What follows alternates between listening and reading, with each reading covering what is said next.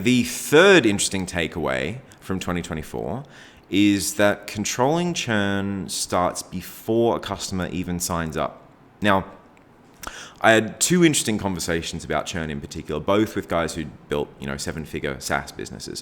One was Aaron Cassover from Agent Method, and the second one was Tim Cool from Smart Church Solutions. So what's interesting about those guys is that they both do mandatory onboarding. You cannot use their product unless you talk to someone and do a demo with them first, which seems wild. Like most SaaS founders I talk to, they want something that's really low touch. They don't want to talk to anyone. They just want someone to come to their website and click a button and pay them money and go off and use the product, and they don't want to have to interact with people that much. And I get it, like that would be nice. You sit on the beach sipping cocktails, watching the money come into your bank account without having to do any work. But the reality is that to build a successful SaaS business in many cases, you got to talk to people, or you've got to have someone on your team who talks to people. As far as churn is concerned, though, that onboarding piece makes a huge difference for them, because everyone who starts using their product knows what it can do and how to do it. And when they get started, they're far more likely to be successful. So that's the first part of their kind of churn reduction strategy. Second piece for Aaron was that he kind of analyzed years and years and years of data, and he looked at what traits businesses had in common that were far more likely to be sticky and be customers in the long run versus customers who stuck around for a month or two and then churned. On the interview, he even says it took him way longer than it should have to realize this. But his customers are insurance agents. And he says that in the insurance agent world, you go and you do a course on this, and then you come out and you start your business as an insurance agent. Within 13 weeks, a couple of months, just over 3 months, half of all insurance agents that have started will quit. Okay, so 50% of those customers will not be in business after 13 weeks, which is wild.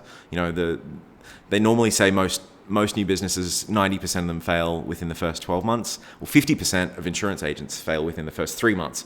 So consider that for a moment. So he looked at all these metrics, and one of the ones that he found was most accurate was if you've been in business for more than 12 months as an insurance agent, you've probably got your business figured out. You've probably got a book of business. You've probably got customers. You've probably got enough revenue to sustain yourself. You probably know what you're doing in terms of businessing.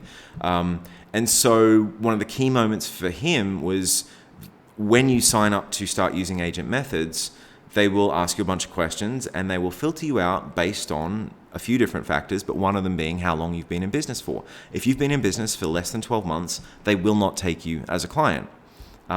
And to me, that sounded wild because, and he acknowledged this too. When you're first starting out, they just took anyone who wanted to pay them. I think that's how you have to start a business.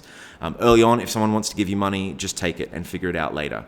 But I think the danger is that so many SaaS businesses keep on doing that for too long. And I think you eventually get to a point where you've grown enough, but you really need to get serious about it. And that means making some hard choices about which customers you accept and which customers you turn away. And that's a difficult transition period because you're turning away all this revenue.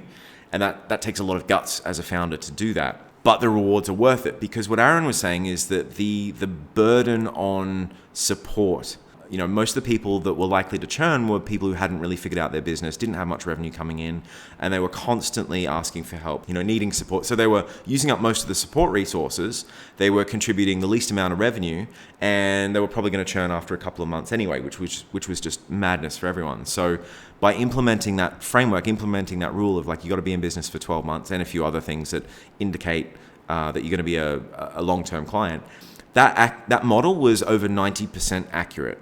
And so he reduced his churn rate massively, simply because they started off by taking the right customers to begin with.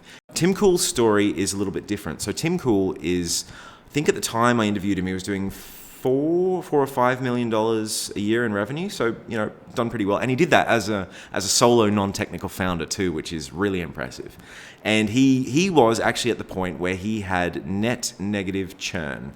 We kind of discussed that a little bit in the episode, so go and check it out if you're not sure what that is. But essentially, it's this magical nirvana-like state where even if you don't get any more customers in a month, you get 0 new customers in a month, and some of your customers leave, your revenue still grows.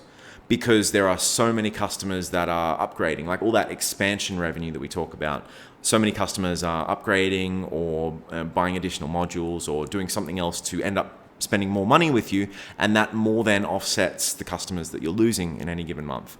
So he's been there for a while, which is an amazing place to be, and most SaaS businesses never get close to that, but he had it figured out. And we kind of unpacked some of the strategies behind it. It's not an accident. Like, it's very deliberately a product of a whole lot of different steps and actions that he took along the way. But he does paid onboarding as well. You actually have to pay him for the right to learn how to use the product and do a demo with him. And there's reasons for that. There's multiple stakeholders involved typically, and quite often they need to send someone out to their site physically, and there's a few other bits and pieces included with that. What he was saying is that he keeps his customers on average for something like 4 or 5 years, which is insane. Like, most SaaS founders I talk to, they're struggling to keep their customers for more than 1 year.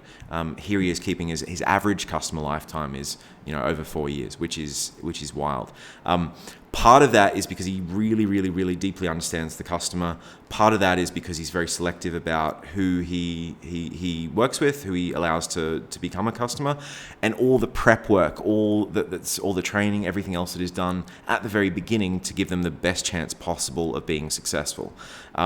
The way that he structures his pricing is really interesting as well, and that's a real big key to this whole net negative churn thing. So anyway, definitely go and check out that interview, because I think there's some really interesting insights there that you can use to really reduce the churn rate in your business in 2025. And at the end of the day, that's really important, because you can grow and you can grow, but eventually you're just treading water because you're losing as many customers as you're getting every month. And until you get that churn piece figured out, that's a real barrier to you growing any further. So really important to get that under control as early as you possibly can. Fourth key takeaway for 2025 is not to discount the value of a phone call or a face-to-face interaction. At the end of the day, people still do business with other people. Again, I know most people who start SaaS businesses are more technical founders, and most technical founders would really rather not talk to people if they could avoid it. They just want to build the product and have people show up and give them money for it. And don't worry, I'm not a technical founder. I would still rather not have to do phone calls or not have to go and visit people all the time. However, it depends a lot on what your customers want and how your customers want to be communicated with. The best example of this was the interview I did with Nick McHenry. He had a really interesting story, because he runs One Shop Retail, and it's basically a SaaS product for bricks and mortar retail stores. And they started just before the pandemic in 2020, which completely changed things. But so he raised a round of VC. And I think he raised 1.2 million, something like that. Burnt through basically all of it. Didn't really have much to show for it at the end of it. And the thing that saved his business was throwing all that typical VC advice out the window about, really scalable marketing channels and focus on ads and SEO and stuff like that. You know what he did instead? He got on a plane, or he got in his car, and he went out and he visited his customers face to face. That was the game changer for him. He did lots of phone calls and stuff as well, but physically going and meeting his customers or potential customers, making a connection with them face to face, that was what separated him from all of his competitors. If you think about it, these people run bricks and mortar stores. They thrive on face-to-face interaction with people. That's the way that they do business, and that's the way they want people to do business with them. So he was saying that the most successful channel for him by far was, so he did that initially. The more scalable version of that is that he would go to events and conferences and speak. And if you watch the interview with him, Nick's a really high energy, charismatic, fun sort of dude. So you can see people naturally being pretty drawn to him. So I can see that being really effective for him. But the other channel that was working really well for him was resellers. And he says that, if you want to sell someone, like a point of sale system or something else, most of that usually starts with someone coming into the store, striking up a conversation with the owner and talking to them. Usually, it's a reseller and they've got all this other stuff that they can sell to that person, but that relationship starts with a face-to-face interaction. It doesn't necessarily have to be face-to-face though. So I did another interview with Mehdi Ali from HelloWash. Now, he had an interesting story, because his product is effectively AI agents for call centers. Initially, he started off doing it in the restaurant industry, because that's the space that he comes from, but he found that there were some real barriers to making that work. So he pivoted his whole business and kind of applied the same technology, but to a completely different industry in car washes. So a lot of car washes have call centers. They get a lot of phone calls. Some of it's pretty basic. Some of it's a bit more involved. And so what his software, what his AI tool is able to do is to handle a lot of the lower level calls. So it frees up the sales agents to focus on the higher value calls, the sales opportunities, all that kind of stuff. So the interesting thing about Medi is that his biggest sales channel or his biggest marketing channel is just literally picking up the phone and cold calling car washes. He's got this big list, and anytime he's got a break in between stuff that he's doing, he'll pick up the phone and he'll make a cold call or two, and that's how he juggles it and gets it done throughout the day. And so his whole strategy with cold calling is literally just pick up the phone, call them, and line up a time for an actual demo. He doesn't try and sell them on the cold call itself. All he's trying to do is tell them what he can do for them. If that's interesting, let's line up a time for a quick demo, and then that goes in the calendar.